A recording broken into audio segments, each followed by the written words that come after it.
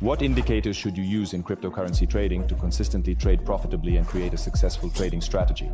In this video, it will completely change your trading life from before to after. This is the man! This is an angel! We'll go through all the main tools and indicators that I personally use in my work, and I'll share with you the key features, secrets, and tips for using them in just 20 minutes.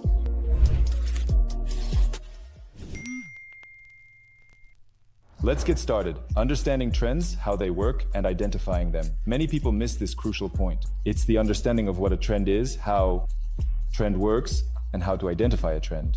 The most important thing that many people don't understand, what exactly is a trend? A trend is the direction of the market. And you've probably heard the saying in trading, the trend is your friend, and that's really true. If you want to trade profitably in the long run, I highly recommend that you only trade with the trend.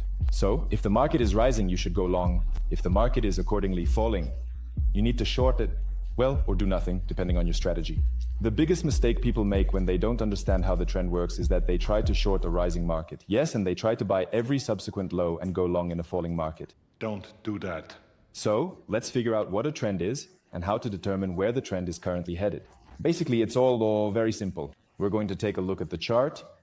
Next, we need to pay attention to the following points on the chart. Where are we currently looking highs? Where our lows are looking? Usually this is visible to the naked eye, but we're going to package it into a certain system. So look, here on the left side of the chart, right? We have our first high, we have our second high, we have our third high. Yes, so these are the highest points on the chart. What do we see?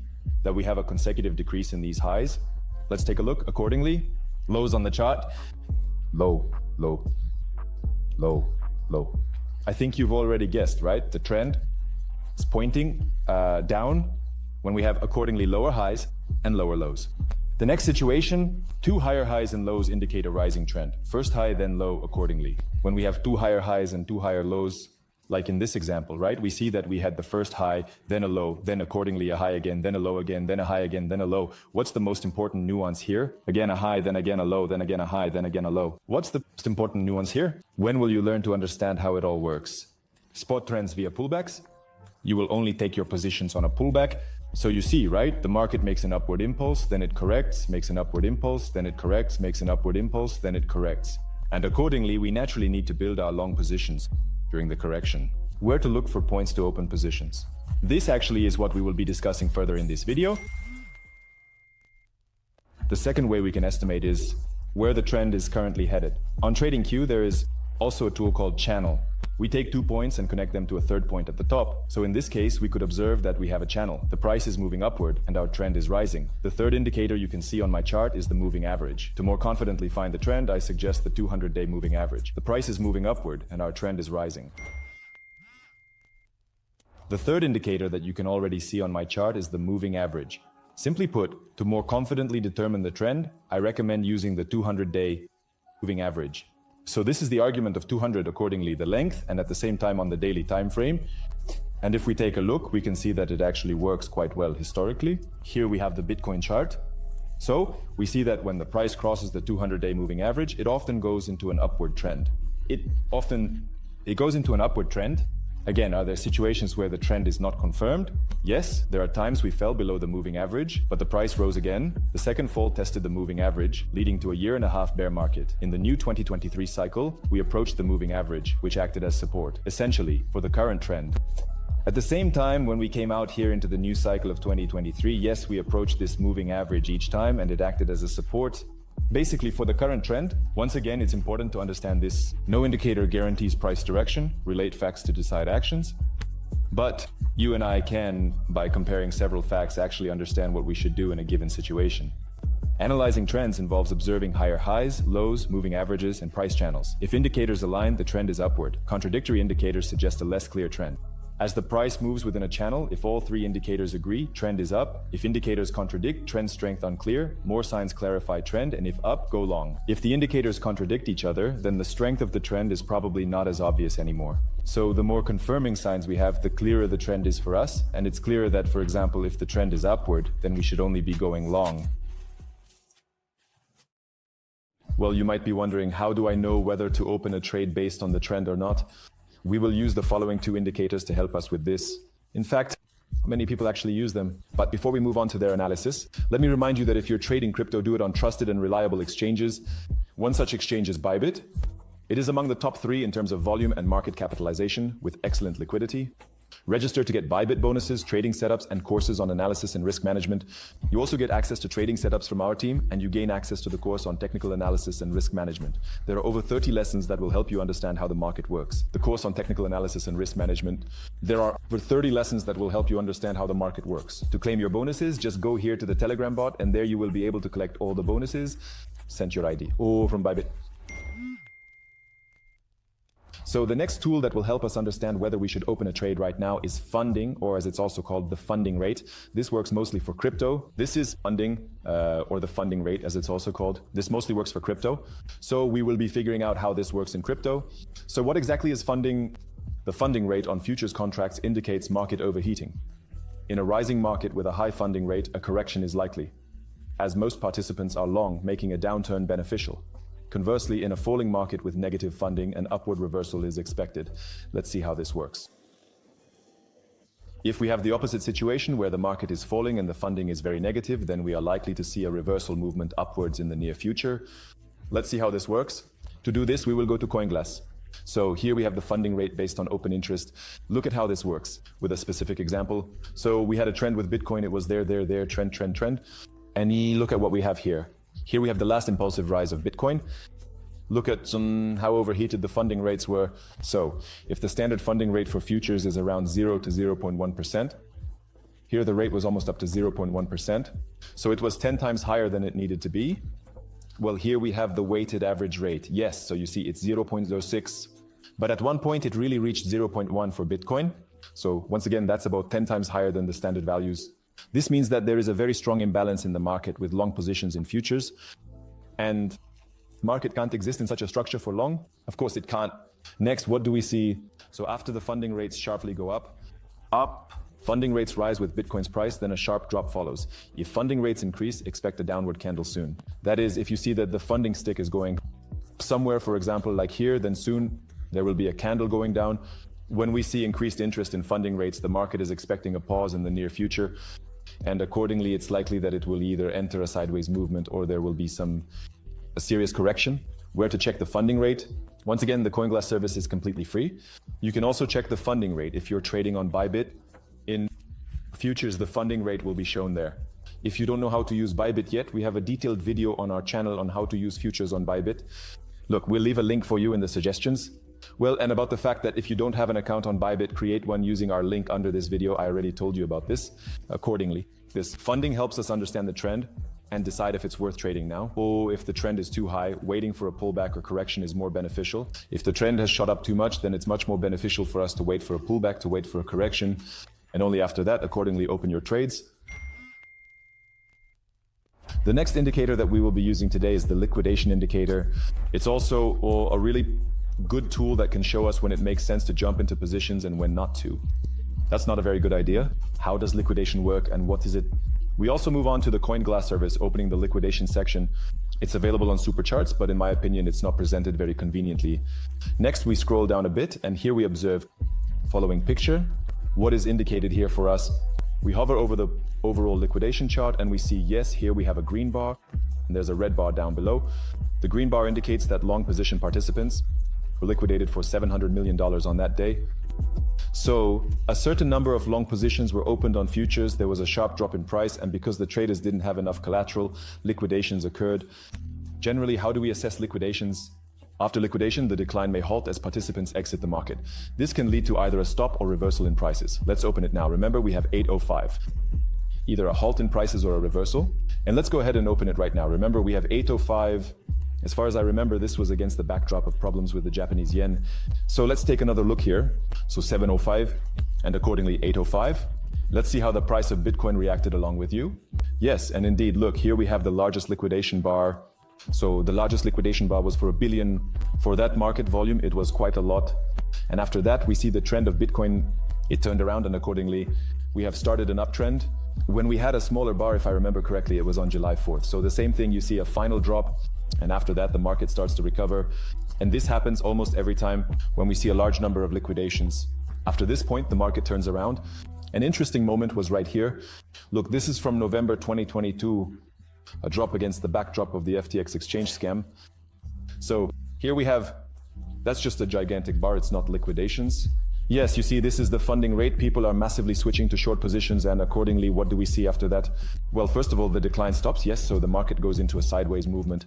Believe me, I had the same experience here. I think it was about 1.5 billion or even 2, just some huge liquidation bar because everyone was already rushing to go long and beyond.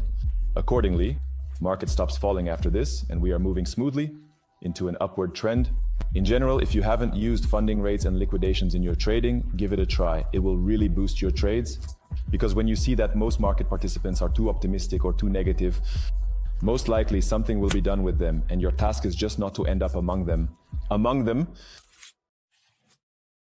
By the way, folks, if you're interested in learning more trading tips for cryptocurrency, make sure to check out and subscribe to the Telegram channel. There, I share more of my experiences telling you what I buy and what I sell. Of course, there are a lot of funny memes, the funniest memes just for you. So once again, the link to the Telegram channel is in the description. Go ahead, subscribe. We'll be in touch a little more often. The next tool that I often use in my trading is support and resistance levels. When we talk about technical analysis, levels are probably one of those tools that work almost all the time. What is a level? A level is simply a cluster of liquidity. Let's take a look at the Bitcoin chart. This is actually a pretty technical instrument, and you can see it clearly on it. Do you see just at a glance, there are some magical numbers here, where the price keeps hovering around?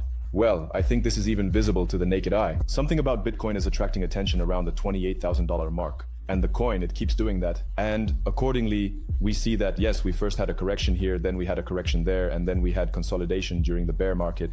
Then during the bull market, we accumulated for a long time at the level. It's around $28,000 to $30,000. Well, obviously, there is some level. Next, accordingly, we see that in 2020, we had consolidation around $16,000. We see that some liquidity has accumulated here. And what do we see in 2022?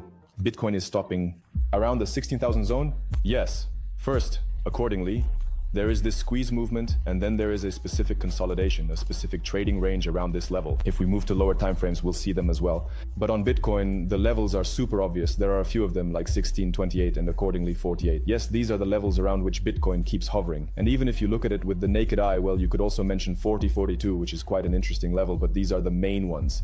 48? Yes, these are the levels around which Bitcoin keeps hovering. And even if you look at it with the naked eye, well, you could also mention 40, 42, which is quite an interesting level, but these are the main ones, the main levels around which the price hovers. What can the level tell us, and how can we actually use it in our trading, and what exactly are these levels? Support and resistance levels are essentially the levels around which the price has a higher chance of reversing. Oh, to put it very simply. To put it in more complex terms, it's usually a cluster of limit market orders from other participants. So if people want to accumulate positions in Bitcoin, especially large players, they usually look at what levels would be interesting for them to add to their positions. And accordingly, these are the places where liquidity is usually concentrated. Both large players and small players do this. But for us, the most important thing to understand is that if an asset has some historical level, and if for 2 to 3 years the asset has reacted to this level, then most likely the price will react to that level next time as well.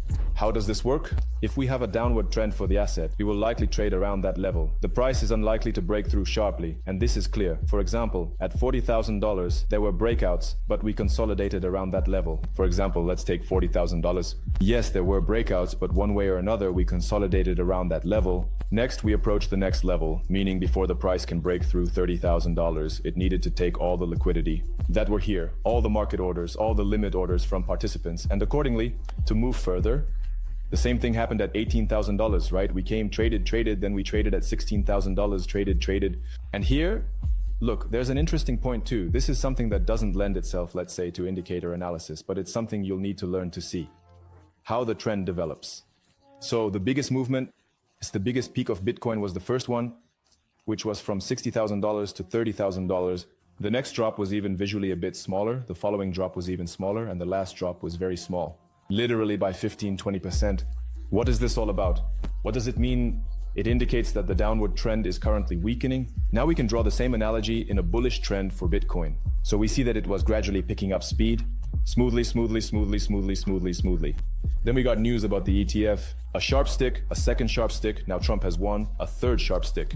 What does this mean for us? Bitcoin's strong trend is unlikely to reverse soon. Support and resistance levels were discussed, that it will turn around soon and start to fall. But we talked about the level of support and resistance. By the way, there is a separate video about the level on the channel. I recommend you watch it too. The same applies to us in terms of the upward trend, right? So we can see that, well, we can zoom in a bit closer. Yeah, here we see that there was a level at $25,000 and Bitcoin was moving until it reached $30,000 where there was consolidation and then it came back and there was consolidation again. How can we use this? The most important thing for us is to learn and apply it for ourselves. It's important for us to watch for the price to hold above the level if we're trading with the trend. So that's when you needed to open long positions accordingly. On Bitcoin, right here, if you didn't manage to buy at 16, well, the first nuance, when we approach the 200-day moving average, we have one touch, two touches. By the way, you can check out the reviews from 2 to 3 years ago on the channel. This is where I bought Bitcoin. I talked about this with my subscribers. Maybe here someone... By the way, if there's anyone in the comments who bought Bitcoins, feel free to share your experience. Well, because back then it was just a super obvious situation and the start of a bull market. Next, we can see that when we break above a level, that's a good sign for buying. At the same time, we could have also fallen below it, because any indicator, anything in the market doesn't have 100% probability. But still, when we broke out, we've confidently broken away from the $30,000 level, which was like a magnet. At this point, we could say much more confidently that Bitcoin is going to rise. Levels in conjunction with understanding the trend, along with funding and liquidations, are indeed a very good tool. But again, if we're talking about a downtrend, yes, the levels could be used to accumulate Bitcoin. Well, for example, it's obvious that you could have bought at 30,000, you could have bought at 20,000, at 16,000. I did the same. Well, at 30,000, I didn't buy. It was clear that it was going to drop. Also here, I was starting to do the same, to build our positions in 2022. But overall, once again, if we take and try to create a comprehensive picture from the trend, moving averages, and funding, liquidation levels give us an understanding of how we can look at the market. Moreover, let me emphasize, these are not some abstract concepts, unclear indicators, or anything like that. It's just plain logic. So if the market is rising, we should rise along with the market. If the market is overheated, then we need to let the market cool down before opening positions. The same goes for levels.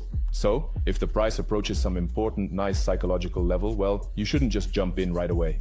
Yeah, the price trade a bit there. Look at what the reaction will be to this price, and then, based on that, open the trade. The RSI indicator, also known as the Relative Strength Index. To add it, we also go here, right here, we enter it. RSI. Accordingly, here it is, the Relative Strength Index. I already have it added to my trading. I'm just clicking twice now, and it should appear for me.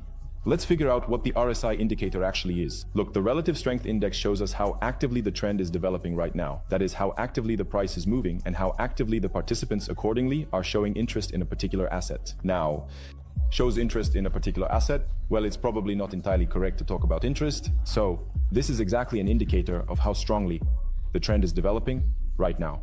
How can we use the RSI indicator? First, if we see that the asset has really shot up in the trend somewhere into space, well, for example, right here, then maybe this isn't the best point to open a position. Again, we see here. This is an interesting moment. What we have here is that, yes, the price was rising while the RSI indicator was falling. This, by the way, is called divergence. This is also one of the trading strategies, but it's better to use it on different time frames. My strategy is that when the market has already shot up into the sky, I don't open trades. When the RSI is at 80, 90, because that tells us the market is already quite overheated. The same thing here, for example, yes, we see that the market has shot up significantly. Accordingly, the RSI is showing constant peaks. At the same time, Bitcoin has risen from 53 to 72. But why don't I enter trades in this situation? Just because when the market is at its highs, opening medium-term trades is quite a risky business. Without a pullback, at the same time, the RSI works much better in terms of divergence. What is divergence? Divergence is the discrepancy between the price value and, accordingly, the RSI indicators. How does this look in practice? Here we see, yes, the price is rising while the RSI is falling and showing several divergences. And indeed, after that, the price goes into a short bearish trend. The trend, yes, especially on the 3-hour chart, that was good noticeable. And we also see a release on the RSI. The same thing here, for example, we can see that the price is rising, yes, while the RSI index is, well, at this moment, actually falling. The same thing, we see a small peak. So when we have divergence, it tells us that the trend is weakening. Well, and for dessert, we'll break it down. Today, we're talking about the volume indicator. By the way, we have a separate video on the channel about volumes, about how they work. The link will be in the description. Make sure to check the hints. Now, briefly, how I use volumes. Volumes are not exactly an indicator. It's more of an auxiliary tool that helps us understand what's happening in the market and what the overall sentiment of the participants is. How do I use volumes? Personally, so if we have a price increase and at the same time the volumes are rising, this is likely a true movement, and accordingly it will continue. This is likely a true movement, and accordingly it will continue. So what does that tell us? That the price is rising, the number of market participants is increasing, and more money is being traded. Everything will be fine. If we have, like in this situation, a price increase, an increase in volumes. But at the same time, we see that during the last rise, there is a sharp decrease in volumes. It's likely that the trend will be over. So this usually coincides with divergences in the RSI, and if you do your homework and try to correlate all these indicators that we're discussing today, when volumes show a sharp decline and an increase simultaneously, it indicates divergence. This suggests the decline is being actively bought, likely leading to a reversal soon. And at the same time, there is an increase in volume. Yes, divergence in volumes then. Most likely this is a fall. Someone is buying very actively, and accordingly, there will be a reversal in the near future. If we've been in consolidation for a long time, like here, and we see that we have high volumes, the exit from this consolidation is likely to be very sharp and powerful. Because when we see high volumes in these candles, it's probable that someone is building their position. Well, actually, you and I again saw this after how Bitcoin has started to grow again. Watch the next interesting moment when we approach X. And so there's a rise, you see, right? At the same time, the volume is increasing, so everything seems to be going well. However, if we see that during this consolidation we have low volumes, that's actually a good sign. When we have low volumes while the chart is at its highs, that's a good sign. It indicates that the market has just taken a little pause. It suggests that a big player is likely not exiting their positions right now, and because of that, we can expect the trend to continue. However, if we see that right here, for example, in this zone, there are abnormally high volumes. It suggests a big player is likely not exiting their positions, so we can expect the trend to continue. However, if we see that here, in this zone, there are high volumes, it suggests distribution, and we should expect a global reversal in Bitcoin. For example, in this zone, there will be abnormally high volumes. Well, something like this indicates that most likely there is a distribution happening in this part of the market, and we should expect a global reversal in Bitcoin. But once again, volumes, you need to understand that this isn't something that works right in the moment. It's more of an auxiliary tool that, when correlated with other indicators we've discussed today, can help you draw the right conclusions about the market. It can help you draw the right conclusions about the market. So, folks, if you haven't subscribed to the Telegram channel yet, make sure to do it right now. But if you have any questions, be sure to write them in the comments below this video. If you like the video, don't forget to give it a thumbs up and see you soon.